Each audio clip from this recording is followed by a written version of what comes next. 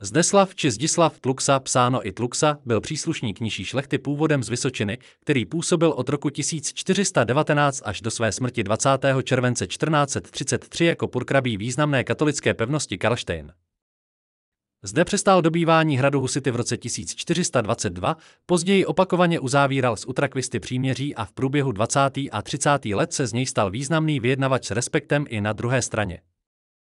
Právě Zdeslava si vyžádal Prokop Holý jako průvodce na Basilejský koncil, po návratu karlštejnský správce umírá. Zdeslav pocházel z rozvětveného vladického rodu erbu dvou skřížených mečů, který se psal podle řady lokalit na Vysočině. Namátkou jde o Božejov, Vokov, Kámen, Buřenice, Čechtice. Zdeslavův otec se nazýval Oldřich a držel jako leník menší arcibiskupské majetky v Moravči, za což měl sloužit s 2 helmami. Jeho matka není známá, Zdeslav měl 2 bratry, Oldřicha a Kuneše. Zdeslavova manželka se jmenovala Eva a s ní měl syna Zdeslava nazývaného Zigo a dceru Evu. Zdeslav se poprvé v pramenech objevuje 20. listopadu 1395, kdy Heřmanovi z Hradce prodává polovinu vesnice Políkno za 66 3/4 kop grošů. Jeho ručiteli jsou 2 jeho příbuzní, Hynek z Čechtic a Přibík z Božejova a také další šlechtici, u kterých se dá nějaká příbuznost snad jen tušit Jan Házmuk z Proseče u Pošné a Oldřich Provázek z Pošné. V okruhu příbuzných erbů skřížených mečů lze Zdeslava nalézt i 14. Listopadu 1398 tehdy Hynek z Božejova svoji část městečka Pacova prodává staroměstskému měšťanu Kříži Kramáři za 155 kop. Zde jako ručitelé se objevuje Zdeslav z Buřenic a Přibík Tluksa z Božejova. Společně se svými bratry Kunešem, Konrádem a Oldřichem získal od Václava IV. Králův dvůr a vinné desátky. Je otázka, kdy se to přesně stalo. Původní listina je ztracená, v roce 1453 byla předložena komisi pro kontrolu zastavených královských majetků. V registru komise je zmíněno datum 12. červen 1420, kdy byl král Václav už po smrti. V té době spíš málo významný Zdeslav Tluksa z Buřenic se zúčastnil bitvy u Grunwaldu na straně řádu, kde byl zajat. Jeho zajetí spolu s mnoha jinými českými, Jan Městecký z Opočna, Jan Zajíc z Hazmburka, bratři Doupovcové, šlechtici zmiňuje list velmistra ze srpna 1412. Zásadním zlomem pro kariéru drobného a málo zámožného šlechtice z Vysočiny bylo vypuknutí husitských válek. Na podzim 1419 Zikmund Lucemburský odvolal karlštejnského purkrabího Jana Sádla ze Smílkova, sympatizujícího s husitským hnutím.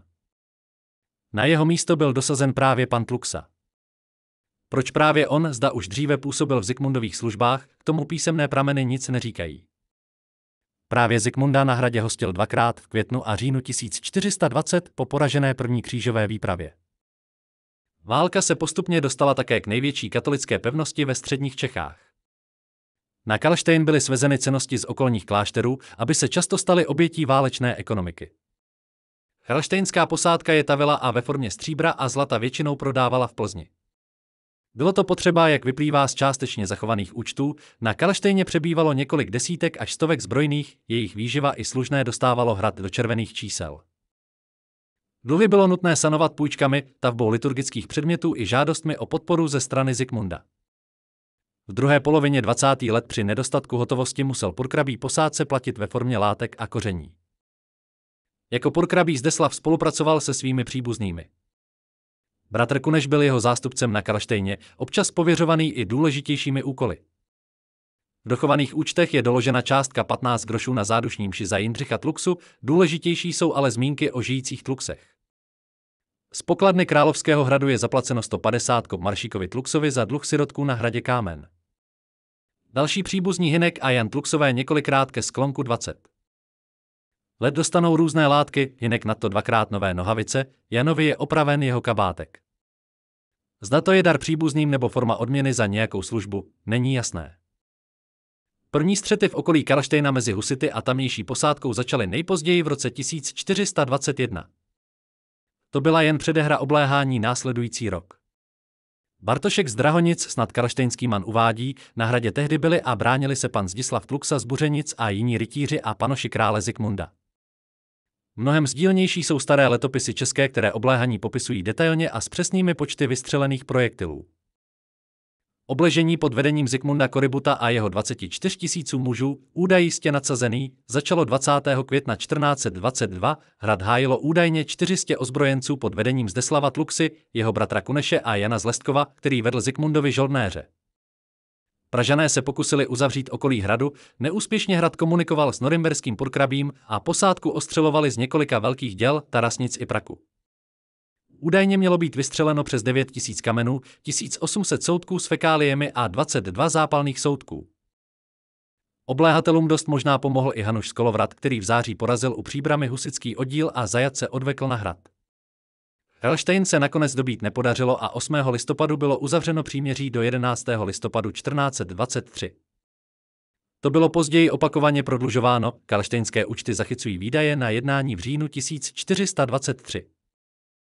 Uzavření příměří z husity nejspíše nepotěšilo krále Zikmunda, proto se Zdeslav odebral do Uher, kde nejspíše strávil zbytek roku 1423, podařilo se mu před svým panovníkem obhájit příměří a dokonce dovést od krále uherské zlaté nebo spíše ještě pražské groše na financování provozu hradu a především platů posádky.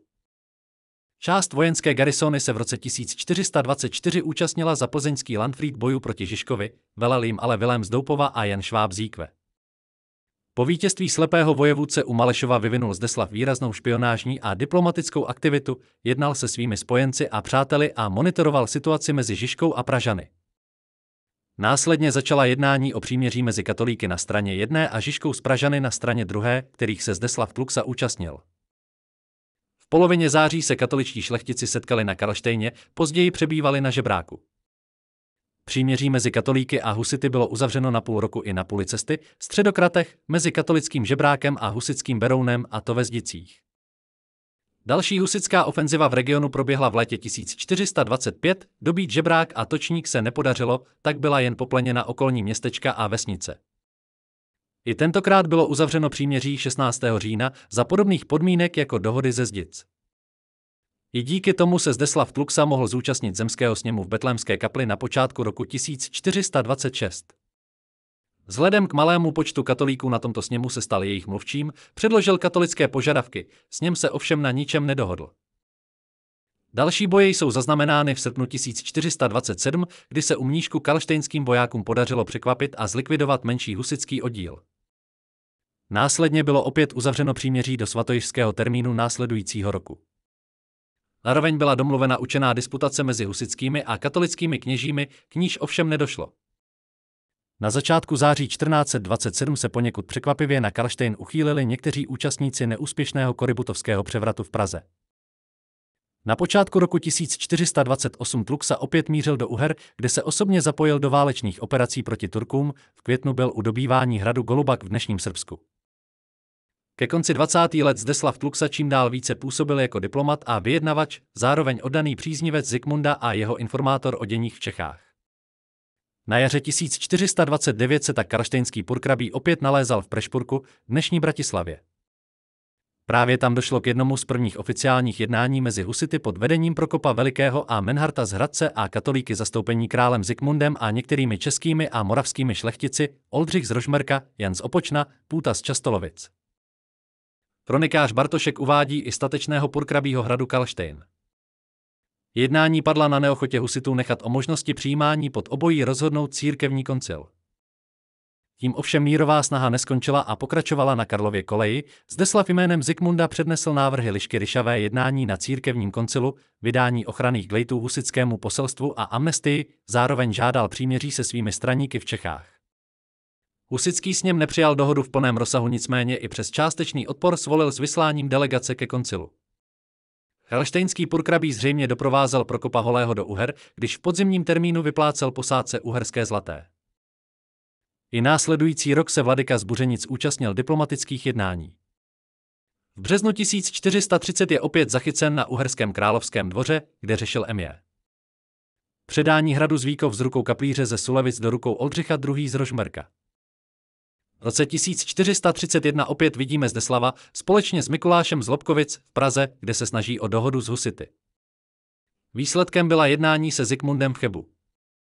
Husité zde vyslali Viléma z Postupic a Beneše z Mokrouvous, které doprovázel právě Tluksa. Ale ani tato jednání nebyla úspěšná a k míru nevedla. Je možné, že Tluxa byl v červnu 1431 v Norimberku, kde se domlouvala další křížová výprava, neslavně končící u Domažlic. Právě tam mu císař Zikmund zapsal za 300 kop grošů městečko Mirotice v jižních Čechách. Mírová jednání ovšem neznamenají, že byl kolem Karlštejna klid.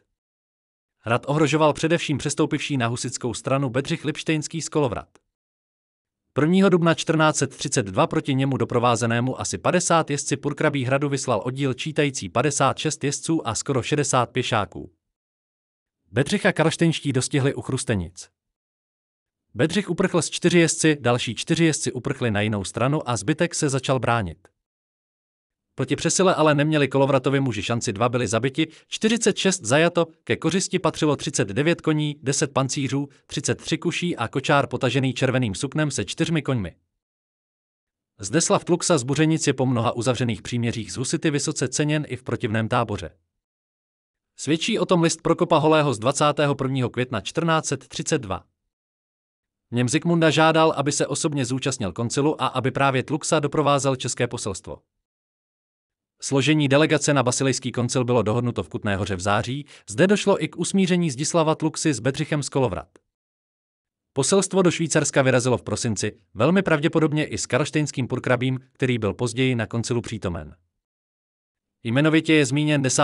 března 1433, kdy obědval s panem Vilémem Kostkou z Postupic a oznámil husitským kněžím, že další disputace o prvním artikulu proběhne následující den v domě Prokopa Holého. Jako vyjednavač a posel koncil Zdislava využil o měsíc později, 12. dubna, kdy měl husity marně přemlouvat, aby Basilejský koncil neopouštěli. Účast na koncilu je symbolickým vrcholem života karlštejnského purkrabí, který se z válečníka a správce stal vyjednavačem a diplomatem.